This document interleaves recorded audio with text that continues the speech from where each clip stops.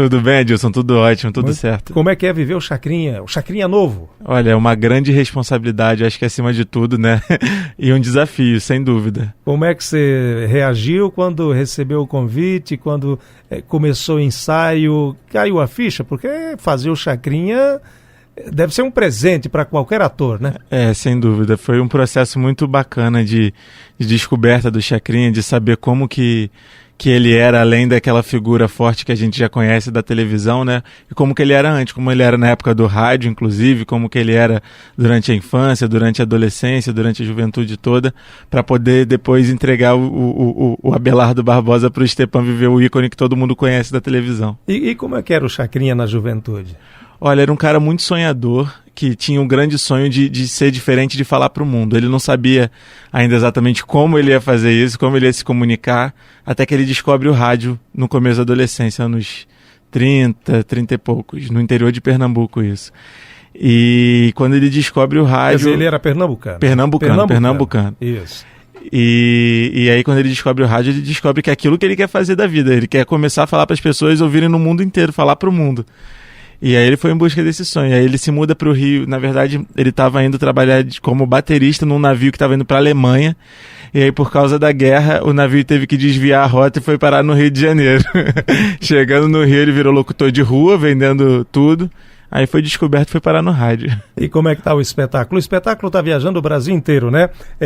Chacrinha ou musical? Isso. A gente está viajando, a gente começou no ano passado, já tem um ano que a gente está rodando com espetáculos, já fez Rio, São Paulo, Porto Alegre, BH, muitas cidades.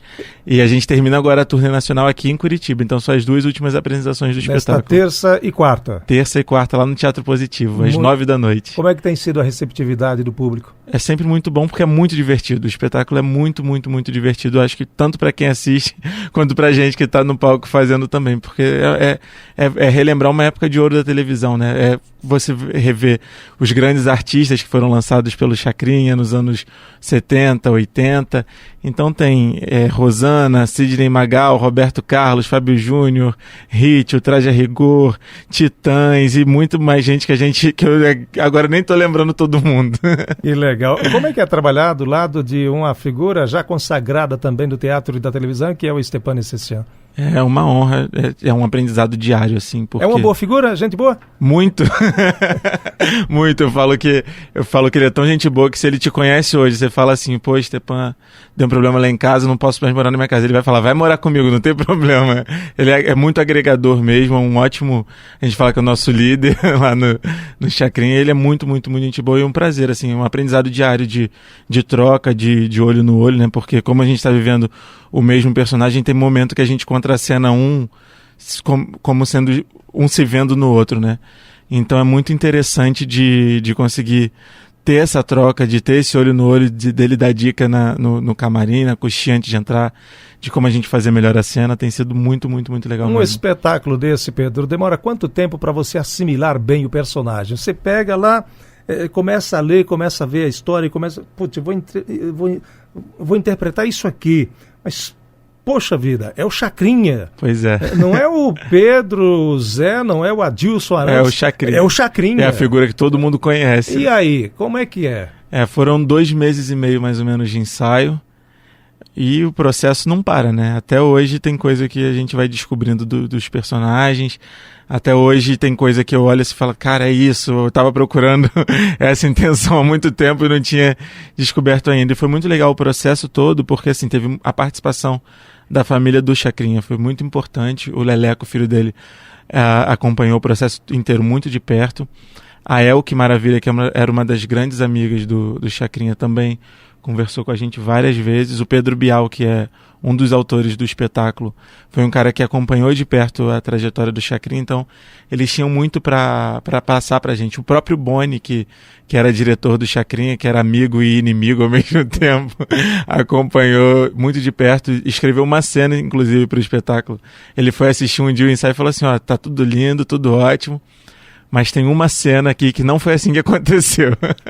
Aí ele foi, reescreveu a cena, mandou, e agora a cena está exatamente como ela aconteceu na vida real. São quantas pessoas no espetáculo? No palco são quase 30.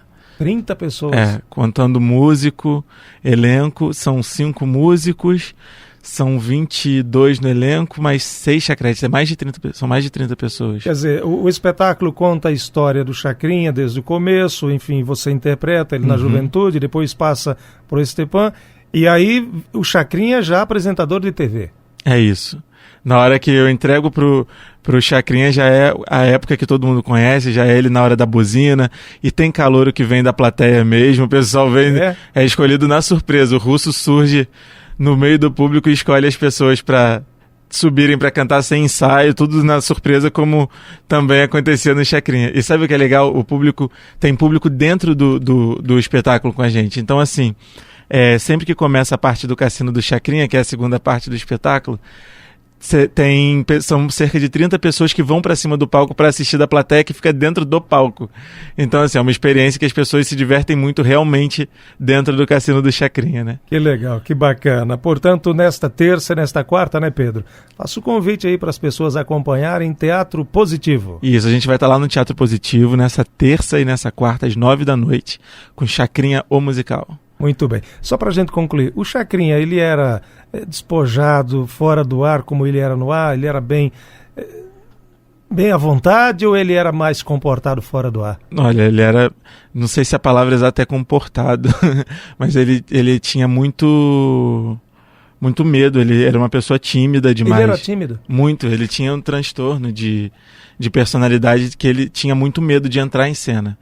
Então, eu acho que conforme ele foi ficando mais velho, mais conhecido, mais famoso, a responsabilidade de ser o ícone que ele era começou a pesar sobre ele. Então, ele tem histórias que ele usava fralda geriátrica para conseguir apresentar o programa, porque ele tinha cólica emocional, ele começava a passar mal em cena. Tem essas, já ouvi falando essas histórias. É tudo real. E era real mesmo? É tudo real. É incrível, né? Porque é um cara uma figura tão... que parece, tipo, solta, né? E que estava muito à vontade no momento que ele estava em cena. O Brasil parava para assistir ao programa, né? Pois é. E todas essas bandas famosas, esses cantores, década de 80 só deu ele. Pois é, não. E a gente tem, agora nessas viagens que a gente tem feito aqui pelo Brasil todo, a gente tem um momento no espetáculo que recebe convidados que são pessoas que foram realmente no Chacrinha. A quantidade de banda que fica querendo ir para poder prestar essa homenagem, para estar no palco do Chacrinha de novo, as bandas que já estiveram, é muito, muito legal. Já teve Vanderleia, Fábio Júnior, todo mundo... O Roberto Carlos ia com frequência no programa do Chacrinha. O Roberto Carlos, né? Ia com frequência. Ele foi ele foi considerado lá o rei da juventude. O rei da juventude lá, exatamente. Cantor mascarado. Vamos fazer aqui uma relação, aqui ver se a gente lembra. O Traje a Rigor. Paralamas do Sucesso.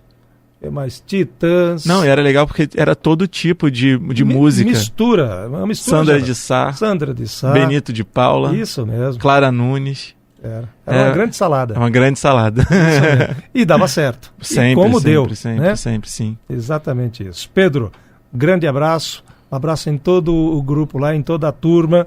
E sucesso no show, tá bom? Pode deixar, obrigado. A gente espera vocês lá.